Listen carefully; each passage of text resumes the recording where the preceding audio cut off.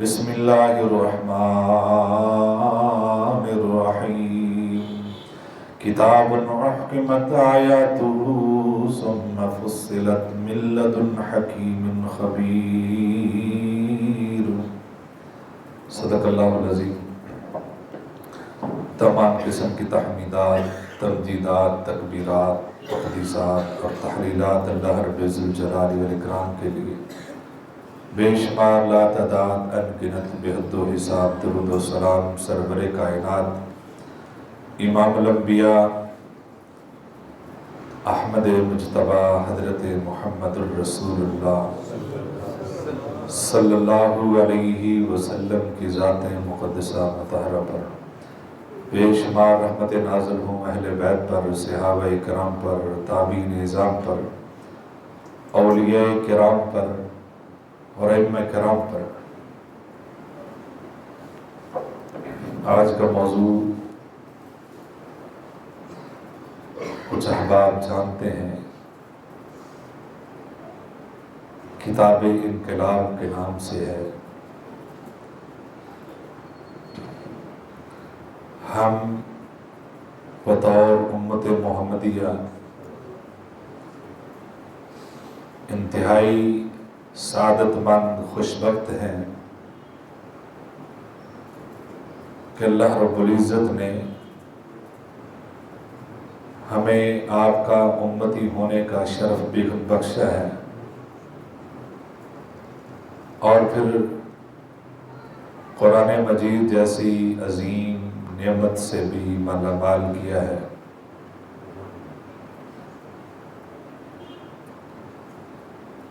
یہ کتاب اللہ سے ڈائریکٹ رابطے کا بہت خوبصورت ذریعہ ہے،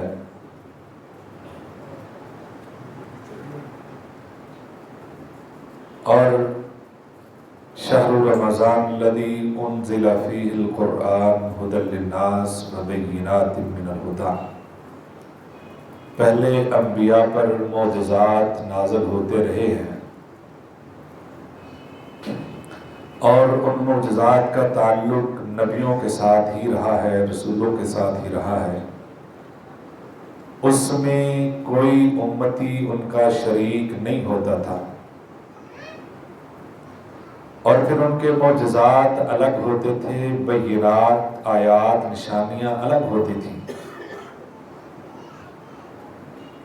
اللہ رب العزت نے حضرت محمد الرسول اللہ صلی اللہ علیہ وسلم کو جو معجزات عطا فرمائے ہیں، ان میں سے ایک معجزہ قرآن مجید کا جو ہے وہ اللہ کے پیغمبر صلی اللہ علیہ وسلم کا ہر امتی یہ معجزہ پیش کر سکتا ہے،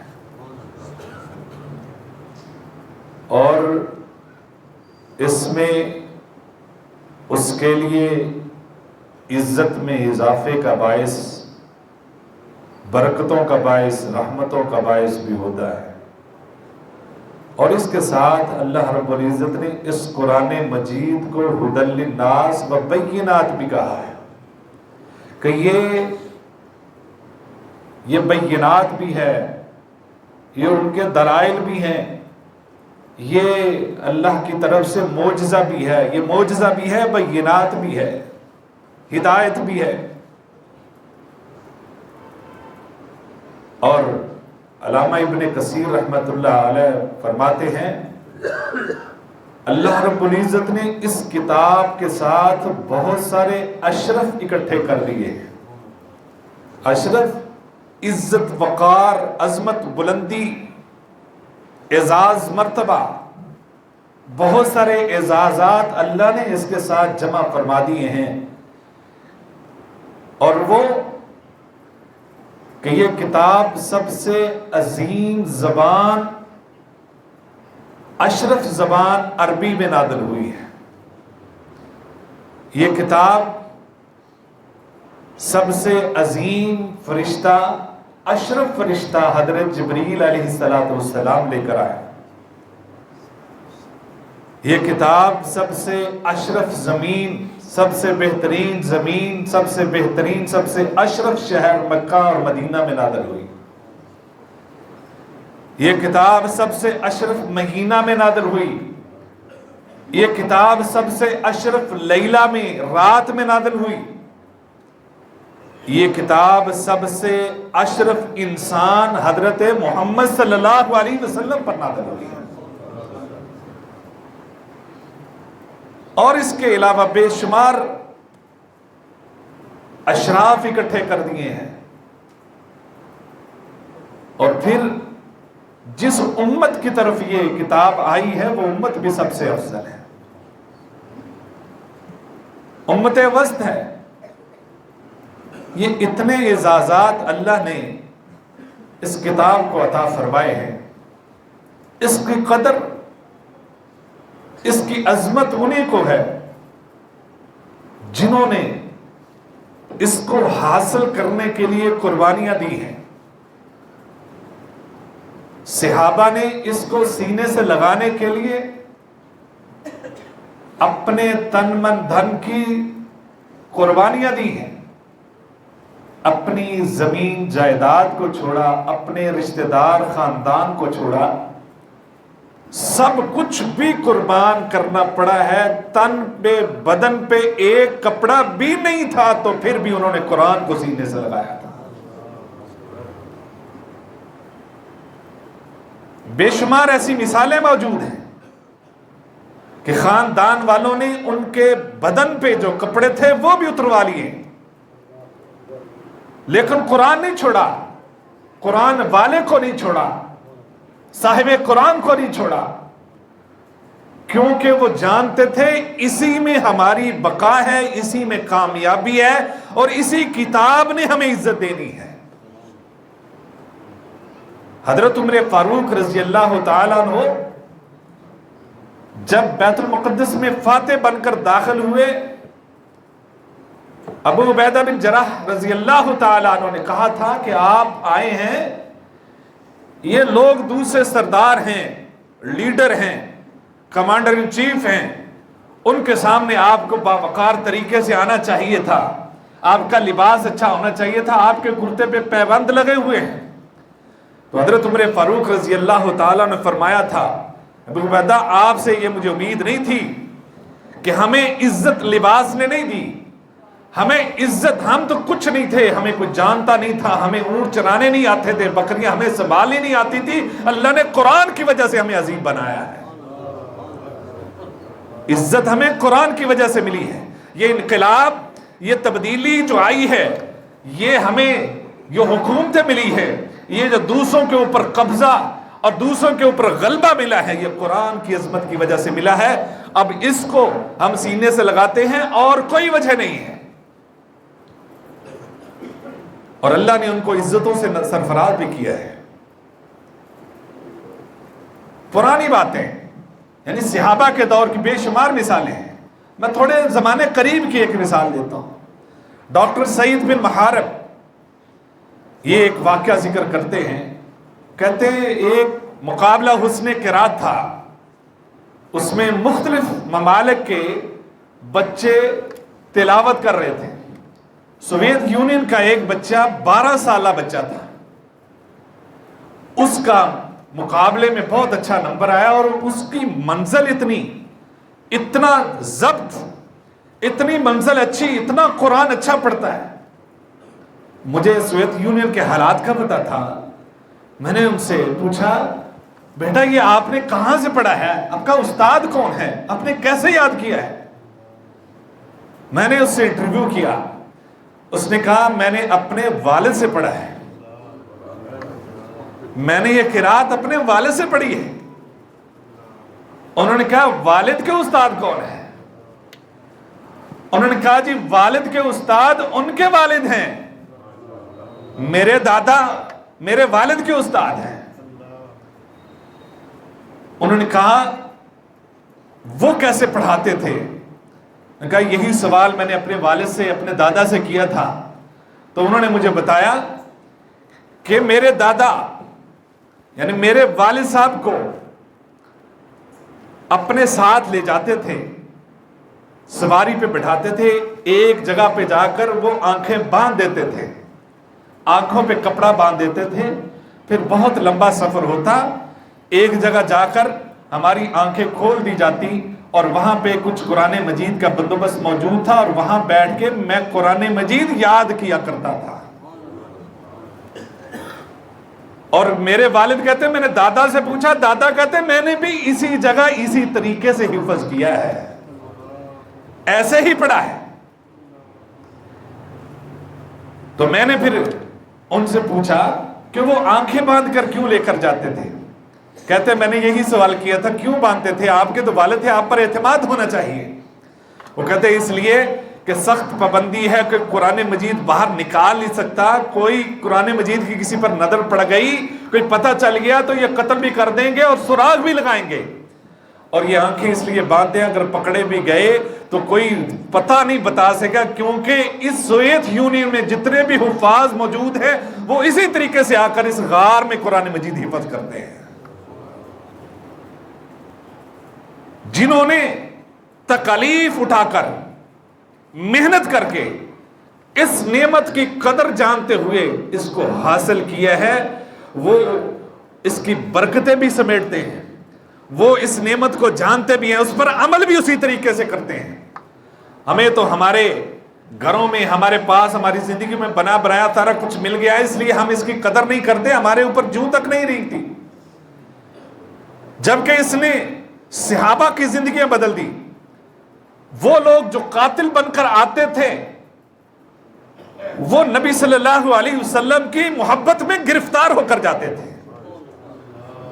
قرآن کی چند آیات سنتے تھے، ان کی آنکھیں بہہ پڑتی تھی۔ وَإِذَا سَمِعُوا مَا أُنزِلَ لِلرَّسُولِ تَرَىٰ أَعْيُنَهُمْ تَفِيضُ مِنَ الدَّمْعِ، وہ آیات کچھ ہی سنتے تھے، ان کے دل بدل جاتے تھے، ان کے دن بدل جاتے تھے، ان کی راتیں بدل جاتی تھی۔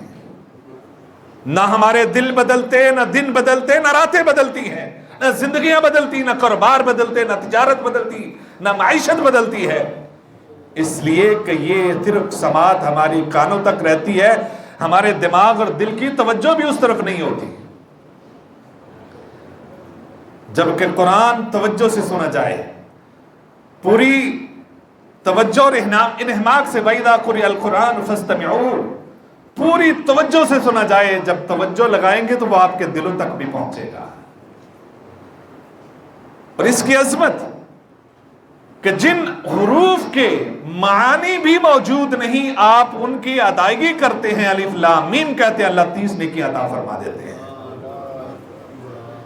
وہ جو عربی جاننے والے صحابہ تھے، جلیل القدر صحابہ، جو عربی کے اندر بڑے خوبصورت اشعار کہنے والے، حضرت عمر فاروق جیسے، وہ سورہ بقرہ 12 سال میں، اور وہ 8 سال ایک سورت میں لگا دیتے سمجھنے کے لیے۔ ہم نے کبھی 1 مہینہ بھی نہیں لگایا، ہمیں نہ ناظرہ پڑھنا آتا ہے، وہ زبانی تو بڑی دور کی بات ہے، ناظرہ بھی نہیں آتا، سمجھنے کے لیے تو 1 دن نہیں کبھی لگایا۔ یہ کتاب انقلاب کی ہے، یہ تبدیلی کی ہے، تعویذ دھاگے کی اکیلی نہیں ہے، اس میں شفا ہے، شفاء للناس، یہ شفا ہے، لیکن اکیلی شفا نہیں ہے۔ وہ مستنصر حسین تارڑ ایک ادیب ہیں، وہ لکھتے ہیں ہم شارٹ کٹ ڈھونڈتے ہیں اور ہمارا ریڈی میڈ کا ایک رجحان بن چکا ہے، ہر چیز ریڈی میڈ مل جائے، کھانا بھی ریڈی میڈ، سوٹ بھی ریڈی میڈ، ہر چیز ریڈی میڈ ہی چاہیے ہم۔ وہ کہتے ہیں مجھے ایک دن ایک صاحب نے فون کیا اور عقیدت مجھے کہنے لگا جی میری فلاں پریشانی، گھر میں عصیب ہے، پریشانیاں ہے، کچھ چیز، بچے پریشان، بیماریاں، یہ وہ جو مسائل ہوتے ہیں سب کے، مجھے کوئی وظیفہ بتائیں۔ وہ کہتے ہیں جی میں کوئی پیر نہیں ہوں، نہ میں عالم دین ہوں، مجھے کیا پتا کہ وظیفہ کیسے، میں یہ کسی عالم دین سے رابطہ کریں۔ کہتے اس نے اصرار کیا، میں نے اسے کہا جی میں نے سنا ہے سورہ بقرہ پڑھی جائے تو اللہ اس گھر سے بیماریوں کو دور کر دیتا ہے، نور نور ہو جاتا ہے وہ گھر، اللہ شیاطین کو وہاں سے بھگا دیتے ہیں۔ میں نے اسے کہا آپ سورہ بقرہ پڑھا کرو۔ 2 دن کے بعد کہتے اس کی کال آ گئی، پہلے تو وہ تھوڑا سا دھیما ہو گیا، سورہ بقرہ پڑھنی ہے، 2 دن کے بعد کال آئی، کہتے کہ یہ بتائیں کہ یہ دن میں پڑھنی ہے یا رات میں پڑھنی ہے؟ میں نے کہا بھائی جب ٹائم ملے آپ پڑھ لیں۔ پھر کہتے کچھ وقت گزرا تو پھر اس نے کال کر دی کہ یہ ہم باہر صحن میں پڑھیں یا گھر کے اندر کمرے میں بیٹھ کر پڑھیں؟ میں نے کہا جیسے آسانی ہے ویسے پڑھ لیں۔ پھر کہتے کال آ گئی، اب بتائیں کہ سارے مل کے گھر کے افراد تھوڑی تھوڑی پڑھ لیں یا ایک ہی بندہ پڑھے؟ میں نے کہا بھائی آپ کسی طریقے سے اس کو شروع کر لو، پڑھنا کا آغاز کر دو۔ وہ کہتے جی کچھ دن کے بعد پھر کال آئی کہ بھائی میں پڑھ نہیں سکا، تو آپ ایسا کریں یہ آپ ہی کوئی پڑھ دیں، یہ وظیفہ آپ ہی کر دیں۔ وہ کہتے جی ایک تو ریڈی میڈ، دوسرا ہوم ڈلیوری فری۔ یہ ہمارے حالات ہیں کہ ہمارے حالات ہمارے خراب ہیں۔ عامل کے پاس جاتے ہیں، عالم دین کے پاس جاتے ہیں، قاری صاحب کے پاس جاتے ہیں، حالات بڑے خراب ہیں۔ کوئی ایسا وظیفہ بتائیں جو 2-3 منٹ میں پڑھ لے اور راتوں رات ہمارے حالات ٹھیک ہو جائے۔ یعنی قرآن مجید کو صرف وظیفوں تک رکھ دیا، وہ بھی ہم نے نہیں کرنا، وہ بھی اگلا بندہ کرے، پیسے لے لے ہم سے 200-300 روپیہ۔ ڈاکٹر کے پاس جائیں گے تو وہ 5000 کی فیس دیں گے۔ ہمارے قدم تھے، وہ لاہور گئے، انہوں نے چیک اپ کروایا تو ایک ڈاکٹر کو وہ لگڑی تھی شوائیں وغیرہ، اس نے صرف ایک سائن کیا پرچی پہ، 5000 کا تھا، فیس دے دو، صرف سائن کرنے کے۔ تو ان کے پاس جائیں، 200-300 روپیہ دیں اور آپ نے وظیفہ کرنا، ہمارے حالات ٹھیک ہو جائے۔ بیمار آپ ہیں، دوائی کوئی اور کھائے گا، کیسے شفا ملے گی اس کو؟ بیماری کسی کو دوائی کسی کو کھلا رہے ہیں، یہ ہمارے حالات ہیں۔ لہذا یہ کتاب تبدیلی کی کتاب ہے، عظمت کی کتاب ہے۔ کچھ لوگوں نے اس کی بہت زیادہ قدر کی۔ بخت نصر بہت ظالم ایک بادشاہ تھا، اس نے تورات دنیا سے ختم کر دی، تورات کا کہیں نام و نشان نہیں رہنے دیا۔ کچھ جو بڑے لوگ تھے عیسائیوں کے، انہوں نے کہیں غاروں میں چھپا دی۔ پھر حالات بہتر ہوئے تو اس کے بعد حضرت عزیر علیہ السلام آئے، اللہ نے ان کے دل میں القاء کیا، انہوں نے پوری تورات زبانی پڑھ دی۔ اتفاق سے وہ نسخے اصل جو تھے چھپائے ہوئے وہ بھی غار سے نکال لیے، انہوں نے وہ نسخے سامنے رکھے، حضرت عزیر علیہ السلام نے وہ پڑھی تو بالکل منوعن تھی، کوئی کہیں تبدیلی نہیں تھی۔ اس وجہ سے لوگوں نے ان کو بڑا جانا کہ یہ کتنا عظیم انسان ہے کہ پوری کی پوری تورات زبانی پڑھ گیا ہے۔ وہ محبت میں اتنا بڑھ گئے کہ انہوں نے اللہ کا بیٹا بنا دیا، نعوذ باللہ۔ انہوں نے محبت اس وجہ سے کی تھی۔ اور ہماری صف میں 10 حافظ قرآن ہوتے ہیں، ہمارے دل میں کوئی قدر نہیں ان کی، ہمارے دل میں کوئی قدر ہی نہیں ہے، ہم نے بالکل ہی قدر چھوڑ دی۔ انہوں نے اتنی قدر کی کہ انہوں نے اللہ کا بیٹا بنا دیا۔ اعتدال میں رہتے ہوئے وہ عظیم لوگ ہیں جن کے سینوں میں قرآن محفوظ ہے۔ یہ کتاب ایسی ہے، یہ تو جس کاغذ کے ساتھ لگ جائے وہ کاغذ ہم زمین پر برداشت نہیں کرتے، جس سینے میں وہ سینہ کتنا عظیم ہے۔ اس لیے اس کی قدر کیجئے۔ یہ کتاب اتنی، اور دیکھیں ہم کہتے ہیں، حالانکہ حقیقت ایسی نہیں ہے، وہ ایک الگ ایشو ہے کہ ہم یہ کہتے ہیں کہ اس وقت جتنی دنیا میں ترقی ہے جو وہ عیسائیوں نے، یہودیوں نے، غیر مسلموں نے کی ہے، مسلمانوں نے کچھ نہیں کیا۔ حالانکہ اس کے پیچھے اصل میں مسلمان اور قرآن ہے۔ اب بتائیں، قرآن مجید کو نازل ہوئے 1400 سال ہوئے ہیں، اور اس سے پہلے کی معلوم تاریخ 5000 سالوں کی ہے۔ اب 1400 سال زیادہ ہیں یا 5000 سال زیادہ ہیں؟ 5000 سال زیادہ ہوئے، تو اس میں لوگ عقل مند نہیں تھے، دانش مند نہیں تھے۔ اب احرام مصر عظیم، پتہ نہیں چل رہا کہ وہ کیسے بن گیا تھا، ابھی تک سائنس کو کوئی سمجھ نہیں آ رہی احرام مصر کی بلا۔ تو اس کا مطلب کیا ہے کہ بڑے عظیم سائنسدان تھے۔ تب کیوں اتنی ترقی نہیں ہوئی؟ کیوں جہاز نہیں اڑے؟ کیوں اتنی بڑی جو انٹرنیٹ نہیں آیا؟ کیوں اے آئی نہیں آئی؟ کیوں اتنی بڑی ترقی دنیا میں کیوں نہیں ہوئی؟ اس لیے کہ بنیاد فراہم کی ہے تو وہ قرآن نے فراہم کی ہے۔ ہر علم کی بنیاد قرآن میں موجود ہے، قرآن کی وجہ سے تبدیلی آئی ہے۔ تو ہم کہتے ہیں، یعنی اس کے پیچھے 800 سالہ مسلمانوں کی تاریخ ہے۔ پھر مسلمانوں نے قرآن کو چھوڑ دیا، پھر چتر تو پڑے تھے، قرآن کو چھوڑا، پھر حالات یہ ہوئے۔ لیکن اس کے پیچھے 800 سالہ تاریخ جو ہے مسلمانوں کی ہے۔ جتنے بھی آپ شعبے لیں گے اس کے پیچھے ایک مسلمان سائنسدان ہے۔ لیکن پھر بھی ہم اس دور میں کہتے ہیں جی مسلمانوں نے کیا کیا، جو ایک سوئی نہیں بنائی انہوں نے۔ حالانکہ اب بھی جتنے بھی بڑے بڑے شعبے ہیں نا، جہاں بھی ہیں، وہاں بہت سارے لوگ تو پاکستان کے موجود ہیں، بہت سارے مسلمانوں کے موجود ہیں۔ ڈاکٹر عبد القدیر کہاں کام کرتے رہے؟ کہاں سے سائنسدان بنے تھے؟ کہاں انہوں نے کام کیا؟ وہ وہیں تھے نا۔ وہیں سے آئے تھے، تو ان کو بھی تو انہوں نے بہت کچھ بنا کے دیا نا. تو بہرحال یہ ایک بہت لمبا چیپٹر ہے، بات دوسری طرف نکل جائے. ہم کہتے ہیں جی انہوں نے بڑی ترقی کی ہے، اتنی ذہانت، اتنی ترقی کہ وہ چاند پر پہنچ گئے ہیں، وہ فضاؤں کو چیرنے والے بن گئے ہیں، سارا کچھ انہوں نے ترقی کی ہے. لیکن دنیا میں آپ کو نہ تورات کا کوئی حافظ ملے گا نہ انجیل کا کوئی حافظ ملے گا. یہ حافظ آپ کو ملیں گے قرآن کے تو وہ مسلمانوں کے ملیں گے، اور ہر گھر سے ملیں گے، اور جگہ جگہ سے ملیں گے. آپ کھڑا کر دیں وہ پڑھنا شروع کر دیں گے. اور وہ بھی موجود ہیں جن کو آنکھوں سے نظر نہیں آتا، وہ دل سے دیکھتے ہیں، اور قرآن مجید جہاں سے شروع کروائیں گے پڑھتے چلے جائیں گے. یہ انقلاب والی کتاب ہے، یہ دلوں کو بدلنے والی ہے، زندگیوں کو بدلنے والی کتاب ہے جس کو ہم نے چھوڑ دیا ہے. یہ قرآن کی برکت ہے. قرآن کی ایک لفظ کی اتنی برکت ہے کہ 10 مہینے پہلے 10 مئی کو آپ نے دیکھا کہ ایک لفظ قرآن کا لیا گیا، بنیان مرصوص، اور اس ایک لفظ کی برکت کی وجہ سے پورا پاکستان یکجان ہوا کہ نہیں ہوا.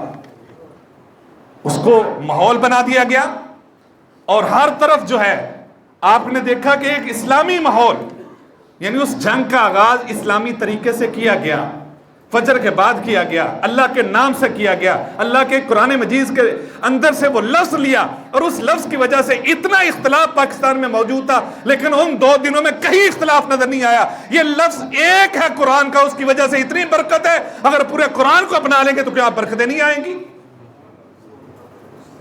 یہ چھوڑا ہم نے ہے، اس لیے ہر طرف سے ہمیں مایوسی بھی نظر آتی ہے، ہر طرف سے چھتر بھی مسلمانوں کو اس لیے پڑھتے کہ ہم نے اصل چھوڑ دی ہے. اصل پکڑنے کی ضرورت ہے. یہ رسی ہے، اس رسی کو ہم نے چھوڑ دیا ہے. اس رسی کا دوسرا سرا اللہ کے پاس ہے. وَاعْتَصِمُوا بِحَبْلِ اللَّهِ جَمِيعًا وَلَا تَفَرَّقُوا.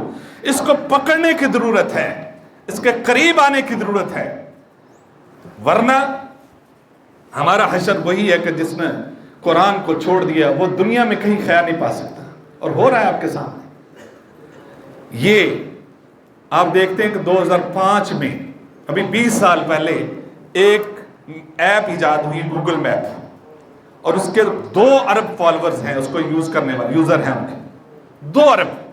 اس سے کیا ہے کرتے ہیں تو بعض ایسے لطیفے بھی ہوتے ہیں کہ آگے راستہ بند ہوتا ہے، وہ ادھر لے کے جا رہا ہوتا ہے. گوگل میپ یوز کرتے ہیں، اس میں آپ کو راستہ دکھاتا ہے، پہلے بتاتا بھی آگے ریڈ ہے، رش ہے، راستہ بند ہو سکتا ہے، آگے یلو ہے، تھوڑا سا رش ہو سکتا ہے. اس طرح کی آپ کو وہ اشارے دیتا ہے. لیکن قرآن مجید ایسا گوگل میپ ہے، یہ آپ کو زندگی گزارنے کے ہر موڑ پہ، ہر اشارے پہ، ہر یو ٹرن پہ آپ کو بتاتا ہے. اور ڈرائیور کو یہ کہتا ہے، انسان کو یہ کہتا ہے کہ اگر آپ نے یہ غلطی کی تو آگے جا کر آپ کو فلاں جرمانے ہو سکتے ہیں. یہ وہ گوگل میپ ہے جو سیدھا آپ کو جنت کے دروازے تک لے کے جاتا ہے. یہ وہ گوگل میپ ہے جہاں کہیں آپ کو ڈگمگانے نہیں دیتا. لیکن یہ ہے کہ یوزر اچھے ہونے چاہیے، یوزر اچھے ہونے چاہیے. ہم یوزر نہیں ہیں، ہم نے اس کو چھوڑ دیا ہے. وہ کہتے ہیں نا، ایک بزرگ نے بڑی پیاری بات کی تھی، دنیا جتنی مرضی ترقی کر لے، جتنی مرضی سائنس ترقی کر لے، اور جتنا مرضی بڑا کوئی سمجھدار ہو، سائنسدان ہو، لیکن آسمان کی بلندیوں پر بھی پہنچ جائے گا تو اس کی بلندیوں کا سر قرآن مجید کے قدموں میں ہوگا. یعنی یہاں اس کی بلندیاں، یہاں قرآن مجید کی ابتدا ہوتی ہے. یہ ایسی کتاب ہے، اس میں آپ کے پاس ہر علم موجود ہے. اللہ رب العزت نے کہا تھا کہ فَإِن لَمْ تَفْعَلُوا وَلَن تَفْعَلُوا فَاتَّقُوا النَّارَ الَّتِي وَقُودُهَا النَّاسُ. لاؤ کوئی کتاب ایسی لا سکتے ہو، کوئی صورت لاؤ، کوئی 10 صورتیں، کوئی ایک آیت لے کر آؤ. نہیں لا سکتے. یہ چیلنج آخرت تک کے لیے. اے آئی کے دور میں جب آپ ایک لفظ اس کو دیتے ہیں تو آپ کو پورا مضمون دے دیتا ہے. اس دور میں بھی آج تک کوئی پیدا نہیں ہوا کہ کوئی ایک لائن بھی بنا سکے ایسی. یہ اعجاز ہے قرآن مجید کا. اور دیکھیں، دنیا کے اندر کوئی ادیب ہو، کوئی خطیب ہو، کوئی تحریر لکھنے والا ہو، کوئی شاعر ہو، زندگی کے ساتھ ساتھ مشاہدات، تجربات کے ساتھ ساتھ اس کے نظریات بدلتے ہیں، اس کی سوچ فکر بدلتی ہے. مثلا علامہ اقبال کی آپ شروع والی، آغاز والی شاعری پڑھیں گے اور آخری زندگی والی پڑھیں گے تو فرق محسوس ہوگا. آپ غالب کو پڑھیں گے बचपन वाली जवानी वाली उसकी शायरी पढ़ेंगे और बुढ़ापे वाली पढ़ेंगे, उसके अंदर फर्क आएगा, क्योंकि इंसान की सोच में फर्क आता रहता है। बहुत सारे ऐसे मुसन्निफीन होते हैं जो पहली किताबें में कुछ लिखते हैं, बाद में कुछ लिख जाते हैं। बाद मुसन्निफ ऐसे भी हैं, किताब के शुरू में कुछ लिखते हैं, आखिर में कुछ, क्योंकि उनका नजरिया बदल चुका होता है। तहकीक करते करते किताब के आखिर में पहुंचते हैं, उनका नजरिया बदल चुका होता है। लेकिन कुरान मजीद की पहली वही नाज़िल हुई, इक़रा बिस्मि रब्बिकल्लज़ी खलक़ खलक़ल इंसान मिन अलक़, और उस वक्त से लेकर 23 साल के अरसे में जो नजरिया, जो फिक्र, जो सोच थी बराबर थी। अल यौम अकमलतु लकुम दीनकुम तक आखिरी आयत नाज़िल होने तक वही नजरिया, वही सोच, ला तब्दील लिकलिमातिल्लाह, उसके अंदर कोई तब्दीली नहीं है। और फिर आज 1450 बरस गुजर चुके हैं और जिंदगियां बदल गई, और देखें आप कितनी कितनी जो हैं वो कौमें बदल चुकी हैं, कितनी कितनी कौमें बदल गई, जुबानें बदल गई, लेकिन इस कुरान मजीद की सोच फिक्र के अंदर कोई फर्क नहीं होता। नए जमाने के साथ, नई सोच के साथ उनके साथ खड़ा होता है। ये कुरान का एजाज है। और फिर इसने चैलेंज किया, भाई लेकर आओ। अब पहली बात तो ये कि ये कुरान अरबी में है, तो जाहिर है कि अरबी वालों की चैलेंज है, अजमी तो कर ही नहीं सकते, अरबी तो ये चैलेंज कबूल ही नहीं कर सकते। लिहाजा जितने अजमी थे वो निकल गए, अरबी बाकी बचे। अब अरबी वालों को अगर चैलेंज की, उसमें तो हर बंदा अदीब नहीं होता, हर बंदा लिखने वाला नहीं होता, तो उसमें भी वो लोग बचे जो अदीब होते हैं, जो लिखना जानते हैं, जो आला, क्योंकि कुरान मजीद अरबी जुबान की बुलंद मयार की जुबान में नाज़िल हुआ है। लिहाजा वो भी जो माहिरीन जुबान हैं वो बाकी बचे हैं, बाकी अरबी भी नहीं इसमें बचे। अब जो माहिरीन हैं उनमें से भी अगर कोई बंदा हो तो उसमें एक अच्छी जुबान लिख सकता है, लेकिन जो उस जुबान के अंदर उलूम है वो नहीं जानता। कुरान मजीद में तो सारे उलूम मौजूद हैं। वो माइशत को जानता होगा तो वो नजूम को नहीं जानता होगा, वो नजूम को जानता होगा तो वो फल्कियात को नहीं जानता होगा, फल्कियात को जानता होगा मामलात को नहीं जानता होगा, मामलात को जानता होगा तो वो दूसरी चीजों को नहीं जानता होगा, आखिरत को नहीं जानता होगा, कब्र को नहीं जानता होगा। एक एक इल्म हो सकता है, अगर आप समझे कि उसके पास सारे इल्म मौजूद हैं, अदीब भी है, सारा कुछ कर सकता है, गैब की खबरें कौन बताएगा? गैब की खबरें कौन बताएगा? इसलिए ये चैलेंज को दुनिया में कबूल ही नहीं कर सकता। ये किताब अल्लाह की है। हम बड़े बड़े जो हमारे बड़े बुजुर्ग दुनिया से चले जाते हैं, हम उनकी चीज़ें ढूंढते हैं, कोई उनकी इस्तेमाल शुदा चीज़ हो हम निशानी के तौर पर रखते हैं। कायद आज़म ने पाकिस्तान बनाया, ज़ियारत में जाते हैं, उसकी रिहाइश देखने के लिए जाते हैं कि यह अजीम इंसान था, कि उसके इस्तेमाल की कौन कौन सी चीज़ें हम मोहब्बत से देखते हैं। नबी सल्लल्लाहु अलैहि वसल्लम मदीना में मौजूद थे, वहाँ रोज़ा रसूल के पास जाते हैं तो कैफियत बदल जाती है कि यहाँ दुनिया की अजीम हस्ती मौजूद है। हमारी कैफियत बदल जाती है क्योंकि उससे अजीम इंसान दुनिया में आया नहीं। और मदीना की गलियों में हम उस मोहब्बत से फिरते हैं कि यहाँ हमारे महबूब फिरते रहे हैं। हम मदीना की फिजा को इसलिए घूरते हैं, यहाँ नबी सल्लल्लाहु अलैहि वसल्लम की हो सकता है नजरें पड़ी हो, ये मोहब्बत भी हम करते हैं। लेकिन कुर्बान जाएं, अल्लाह रब्बुल इज्जत हमारा खालिक है, हमारा मालिक है, उसकी कोई निशानी तो हमारे पास होनी चाहिए। मुकद्दस चीज वो एक ही है, वो कुरान मजीद है। बरकत कोई हासिल करना चाहता है तो वो कुरान मजीद से हासिल करे, कोई तब्दीली लाना चाहता है तो वो कुरान मजीद से हासिल करे, क्योंकि ये अल्लाह की दुनिया के अंदर वाहिद चीज मौजूद है जो उसकी कलाम पाक है। उससे आप बरकत क्यों नहीं हासिल करते? लोग फूल पेश करते हैं, अल्लाह रब्बुल इज्जत ने तो आपके लिए बाग ही पेश कर दिया है। ये बाग पेश कर दिया रूहानियत का, मामलात का। और सहाबाए किराम रिज़वानुल्लाहि अलैहिम अजमाइन ने कुरान मजीद को सीने से लगाया तो अल्लाह ने उनकी माइशत बदल दी, उनकी तिजारत बदल दी, उनकी ज़रात बदल दी, उनके मामलात बदल दे, उनके अकायद बदल दिए, उनके ख़ानदान बदल दिए, अल्लाह ने उनके इज़्ज़तों में इजाफे कर दिए। हमने आज छोड़ दिए, हर तरफ जलील हो रहे हैं। इसलिए इसकी तरफ पलटने का वक्त है। ये मुबारक महीना है, ये रमज़ान कुरान का महीना है, ये पैगाम देता है। नबी सल्लल्लाहु अलैहि वसल्लम रमज़ान में कुरान की इतनी तिलावत करते थे, किसी और महीनों में इतनी नहीं करते थे। और रमज़ान में आखिरी बार नबी सल्लल्लाहु अलैहि वसल्लम ने 2 बार कुरान मजीद का दौर हज़रत जिब्रील अलैहिस्सलाम से किया है। जुड़ जाइए, वापस पलट आइए, इसी में हमारी नजात है। इस किताब को सीने से लगाइए। अल्लाह अमल की तौफीक अता फरमाए। व आखिरु दअवाना अल्हम्दुलिल्लाह।